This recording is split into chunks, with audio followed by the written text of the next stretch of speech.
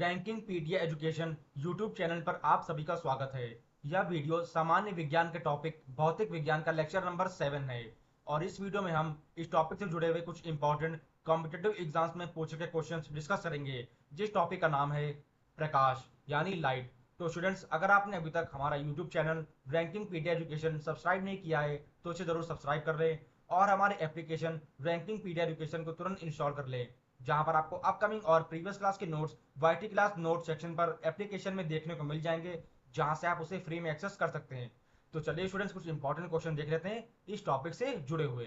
एक माध्यम से दूसरे माध्यम में तिरछी यात्रा करते समय प्रकाश के विक्षेपित होने की घटना किस नाम से जानी जाती है? तो वह है अपवर्तन। क्या है वह है अपवर्तन। उस घटना का नाम है अपवर्तन। चलिए अगले क्वेश्चन पे आते हैं। निकट दृष्टि वाले लोगों द्वारा प्रयुक्त लेंस है तो वह है अवतल। जो अवतल अवतल वाली लेंस होती है वह होती है उन लोगों के लिए जिनकी निकट दृष्टि होती है, जो केवल पास की चीजें ही देख सकते हैं, दूर की चीजें नहीं देख सकते हैं। उनके लिए जो लेंस होती है वह है अवतल लेंस। चलिए अगले क्वेश्चन पे आते हैं। दूरदृष्टि दोष का एक रोगी 40 सेमी से निकट की वस्तुओं को साफ नहीं देख पाता। आंख को सामान्य बनाने के लिए आवश्यक लेंस होगा तो वह होगा 200 बाय 3 सेमीटर फोकस दूरी का उत्तल लेंस। जो उत्तल लेंस होगा वह होना चाहिए 200 बाय 3 सेमी का फोकस करने के लिए। वह लेंस होगा उन लोगों के लिए जो दूरदृष्टि रोग वाले हैं, जो दूरदृष्टि दोष से पीड़ित हैं। चलिए अगले क्वेश्चन पे आते हैं। किसी व्यक्ति का पूरा प्रतिबिंब देखने के लिए एक समतल दर्पण की न्यूनतम ऊंचाई कितनी होनी चाहिए? तो वह है व्यक्ति की ऊंचाई की आधी। यानी अगर कोई व्यक्ति है तो उसकी ऊंचाई की आधी ऊंचाई होनी चाहिए, न्यूनतम ऊंचाई। अगर कोई व्यक्ति अपना पूरा प्रतिबिंब शीशे में देखना चाहता है, उस दर्पण में देखना चाहता है, तो उसकी ऊंचाई जो है, उस व्यक्ति की ऊंचाई की आधी होनी चाहिए, न्यूनतम ऊंचाई। बाकी उससे ज्यादा है तो कोई दिक्कत नहीं है, पूरा प्रतिबिंब उसका बन जाएगा उस पूरे व्यक्ति का। चलिए अगले क्वेश्चन पे आते हैं। लाल गुलाब को जब एक नीले फिल्टर से देखा जाता है यह दिखाई पड़ता है काला। क्या दिखाई पड़ता है? वह दिखाई पड़ता है काला, क्योंकि उसको नीले फिल्टर से देख रहे हैं तो वह आप जो है लाइट की वजह से वह स्कैटर हो गया और वह लाल रंग जो पहले लाल गुलाब था वह आप स्कैटर होकर के नीले फिल्टर से वह आप काला दिखाई देने लगेगा। चलिए अगले क्वेश्चन पे आते हैं। पर्दे पर उत्तल लेंस द्वारा वस्तु की वास्तविक आकृति बनती है। यदि उत्तल लेंस के ऊपरी भाग को अपारदर्शी कागज से ढक दिया जाए तो छवि पर प्रभाव कितना पड़ेगा? वह है वस्तु की पूर्ण छवि प्राप्त होगी, परंतु उसकी तीव्रता कम हो जाएगी। क्या होगा इससे? इससे प्रभाव यह पड़ेगा कि जो वस्तु की पूर्ण छवि है वह प्राप्त तो हो जाएगी, लेकिन उसकी तीव्रता यानी उसका जो फोकस है, जो उसकी एक्यूरेसी है, वह काफी कम हो जाएगी। चलिए अगले क्वेश्चन पे आते हैं। किस रंग के प्रकाश की तरंग दैर्घ्य सबसे कम होती है? तो वह है बैंगनी। बैंगनी जो रंग होता है उसके प्रकाश की जो तरंग दैर्घ्य होती है यानी वेवलेंथ होती है वह सबसे कम होती है। चलिए अगले क्वेश्चन पे आते हैं। सर्वाधिक ऊर्जा होती है तो वह होती है नीले प्रकाश में। किसमें होती है? नीले प्रकाश में जो है सर्वाधिक ऊर्जा होती है, जिसकी वजह से हमें आसमान जो है नीला दिखाई देता है, क्योंकि उसमें उसके प्रकाश में जो है नीला रंग सबसे ज्यादा तेजी से ऊर्जा प्रकाशित करता है, तो उसी वजह से हमें आकाश नीला दिखाई देता है। तो यही कारण है जिसकी वजह से जो नीला रंग होता है उसमें सबसे अधिक ऊर्जा पाई जाती है। चलिए अगले क्वेश्चन पे आते हैं। सूर्य छतरी के लिए उत्तम रंग होंगे तो आए शीर्ष पर सफेद और भीतर की ओर काला। यानी ऊपर की तरफ उसका रंग सफेद होना चाहिए और भीतर की तरफ उसका रंग काला होना चाहिए, या उत्तम रंग होंगे सूर्य की छतरी के लिए। चलिए अगले क्वेश्चन पे आते हैं। सबसे अधिक अपवर्तनांक होता है तो आए हीरा का। हीरा का जो अपवर्तनांक होता है वह सबसे अधिक होता है। चलिए अगले क्वेश्चन पे आते हैं। आकाश का रंग नीला दिखाई देने का कारण क्या है? वह है प्रकाश का प्रकीर्णन। क्या है वह है प्रकाश का प्रकीर्णन। प्रकाश के प्रकीर्णन के कारण जो है हमें आकाश का रंग जो है नीला दिखाई देता है। चलिए अगले क्वेश्चन पे ऐसे ही आते हैं। प्रकाश का वह रंग जो शून्य या वायु के अतिरिक्त एक माध्यम में सबसे तेज गमन करता है तो वह है लाल। जो लाल रंग होता है उसकी फ्रीक्वेंसी सबसे ज्यादा होती है, तो इसी वजह से वह रंग जो होता है शून्य या किसी वायु के अतिरिक्त किसी भी माध्यम में सबसे तेज जो है गमन करता है, सबसे तेज ट्रेवल करता है, सबसे तेज चलता है। चलिए अगले क्वेश्चन पे आते हैं। मोटर गाड़ियों में साइड की वस्तुओं को देखने के लिए प्रयुक्त दर्पण होता है तो वह उत्तल दर्पण। क्या होता है? उस दर्पण का नाम है उत्तल दर्पण।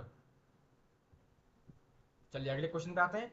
समुद्र तल के नीला रंग का होने का कारण क्या है? वह है पानी द्वारा रोशनी का छितराव, क्या है वह? पानी द्वारा जो रोशनी का छितराव होता है वह प्रमुख कारण है समुद्र जल के नीला दिखाई देने का। चलिए अगले क्वेश्चन पे ऐसे आते हैं। प्रकाशीय सूक्ष्मदर्शी यानी ऑप्टिकल माइक्रोस्कोप में तेज निमज्जन का प्रयोग किया जाता है, तो वह है सूक्ष्मदर्शी की विभक्त शक्ति बढ़ाने के लिए। जो सूक्ष्मदर्शी की विभक्त शक्ति होती है, उस चीज को, उस शक्ति को बढ़ाने के लिए जो है ऑप्टिकल माइक्रोस्कोप में तेल निमज्जन का प्रयोग किया जाता है, यानी उसमें तेल का छिड़काव किया जाता है, तेल का इस्तेमाल करते हैं उसमें ऑप्टिकल माइक्रोस्कोप में, ताकि उसकी उसकी जो फोकल लेंथ है, उसकी फोकस लेंथ है, उसकी सूक्ष्मदर्शी की विभक्ति शक्ति है, उसको बढ़ाया जा सके, उसको और ज्यादा एक्यूरेट बनाया जा सके, उसको और ज्यादा पावरफुल बनाया जा सके, ताकि वो और अच्छे से चीजों को अधिक से अधिक अच्छे से फोकस कर सके। चलिए आते हैं अगले क्वेश्चन पे। प्रकाश के पथ में एक किस वस्तु के आने पर छाया का निर्माण होता है, तो वह है अपारदर्शी। जो अपारदर्शी वाली वस्तुएं होती है, उसके आने से छाया का, यानी उसकी परछाई का निर्माण होने लगता है उस प्रकाश की वजह से। चलिए आते हैं अगले क्वेश्चन पे। प्राथमिक रंग है, तो वह है लाल, हरा और नीला। ये तीन रंग जो है प्राथमिक रंग की श्रेणी में आते हैं। पहला है लाल, दूसरा है हरा रंग और तीसरा आता है नीला रंग। चलिए आते हैं नेक्स्ट क्वेश्चन पे। दृष्टि वैषम्यता को किसके प्रयोग से दूर किया जाता है, तो वह है बेलनाकार लेंस। जो बेलनाकार वाली लेंस होती है, जो बेलन के आकार की जो लेंस होती है, उसका प्रयोग करते हैं दृष्टि वैषम्यता के लिए। चलिए अगले क्वेश्चन पे आते हैं। दांतों की वर्धित यानी एनलार्ज छवि को देखने के लिए दंत चिकित्सकों द्वारा उपयोग किया जाता है, तो वह है अवतल दर्पण का। जितने भी डेंटिस्ट होते हैं, यानी दंत चिकित्सक होते हैं, या अवतल दर्पण यानी जो अवतल जो लेंस होती है उसका इस्तेमाल करते हैं दांतों की वर्धित यानी उसको, उसके इन्लार्जमेंट को देखने के लिए, कि दांतों में कहीं आपकी कीड़ा तो नहीं लगा हुआ है, तो उसकी, उसको और फोकस तरीके से, उसको और जूम करके जो देखते हैं, उस वक्त दर्पण यूज करते हैं, वह है अवतल दर्पण। चलिए अगले क्वेश्चन पे आते हैं। ऊर्जा से भरपूर प्रकाश के लिए एलईडी वर्तमान तकनीक है। एलईडी का विस्तारित रूप क्या है? वह है लाइट इमिटिंग डायोड, यानी एलईडी का फुल फॉर्म है L for light, E for emitting और डी फॉर डायोड। ये फुल फॉर्म है, ये विस्तारित रूप है एलईडी का, लाइट इमिटिंग डायोड। चलिए अगले क्वेश्चन पे आते हैं। वेरी लाइट क्रिस्टल का प्रयोग रात में किस चीज के लिए किया जाता है, तो वह है किसी स्थल को कुछ देर के लिए प्रकाशित करने के लिए, उसको जगमग करने के लिए, उसको उजाला, उसको प्रकाशित करने के लिए, उसको मतलब उजेला करने के लिए उसके अंदर किया जाता है उस स्थल को। किसी भी वेरी लाइट क्रिस्टल का प्रयोग किया जाता है रात के समय। चलिए अगले क्वेश्चन पे आते हैं। प्रकाश के तरंग का सिद्धांत प्रतिपादित किया था, तो वह किया था हाइगेंस ने। एक साइंटिस्ट थे हाइगेंस, उन्होंने जो है प्रकाश के तरंगों का सिद्धांत जो है प्रतिपादित किया था, उसको डेवलप किया था, उसको दुनिया के सामने लेकर आए थे उस सिद्धांत को, किसके? प्रकाश के तरंगों के सिद्धांत को। चलिए अगले क्वेश्चन पे आते हैं। प्रकाशीय संचार का लाभ नहीं है, तो वह है अधिक गति। वायुमंडल में प्रकाश के प्रसार का कारण क्या है, तो वह है धूल कण। जो धूल के कण होते हैं, यह कारण है प्रकाश के प्रसार का वायुमंडल में, यानी एटमॉस्फेयर में। चलिए अगले क्वेश्चन पे आते हैं। ज्यादा सूर्य की रोशनी परावर्तित करता है, वह क्या करता है? ताजा बर्फ से ढकी भूमि, जो भूमि ढकी हुई होती है ताजा बर्फ से, उसकी वजह से जो परावर्तित हो जाता है ज्यादा सूर्य की रोशनी से। चलिए अगले क्वेश्चन पे आते हैं। दो एक जैसे प्रकार के बल्ब को जोड़ने पर अधिक रोशनी मिलेगी, तो वह है समांतर क्रम में।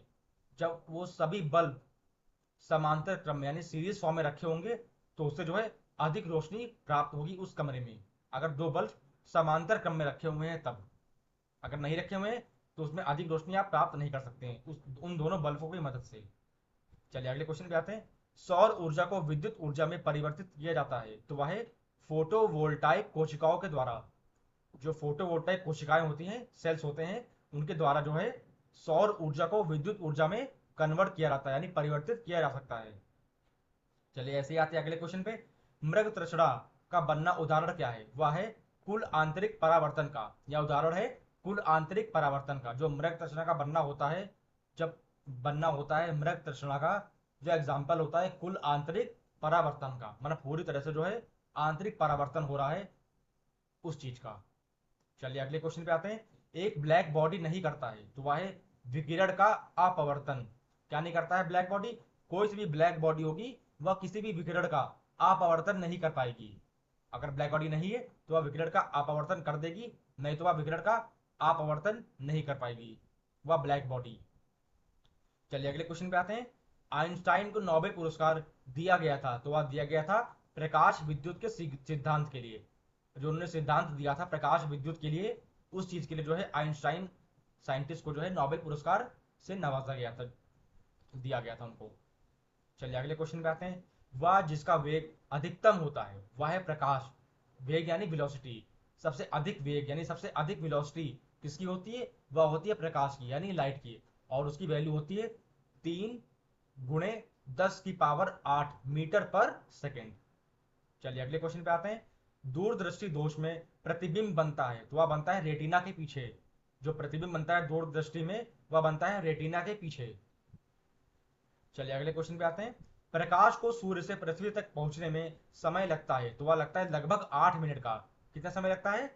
वह समय होता है 8 मिनट का। जब प्रकाश की किरणें सूर्य से पृथ्वी तक पहुंचती हैं तो समय लगता है 8 मिनट। चलिए ऐसे ही आते हैं अगले क्वेश्चन पे। हर कमरे में सूर्य का प्रकाश पाते हैं तो वह है प्रकीर्णन द्वारा। एक प्रोसेस है प्रकीर्णन, उसके द्वारा जो है हर कमरे में हम लोग जो है सूर्य का प्रकाश देखने को पाते हैं।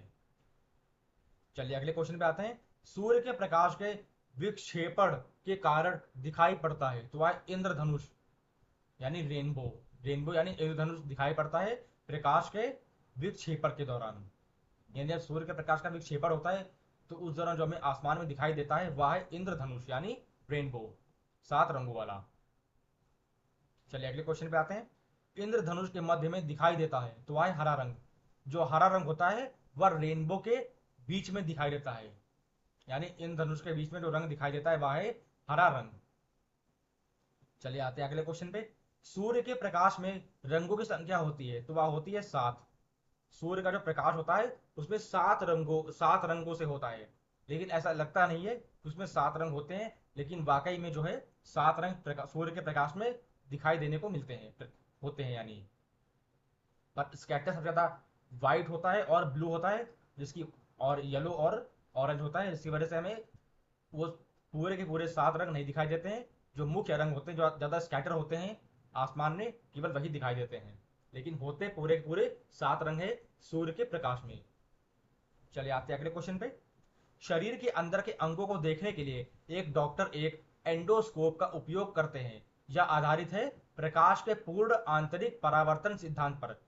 किस चीज पर आधारित है या एंडोस्कोप जो डॉक्टर इस्तेमाल करते हैं यह आधारित है प्रकाश के पूर्ण आंतरिक परावर्तन सिद्धांत पर। चलिए अगले क्वेश्चन पे आते हैं।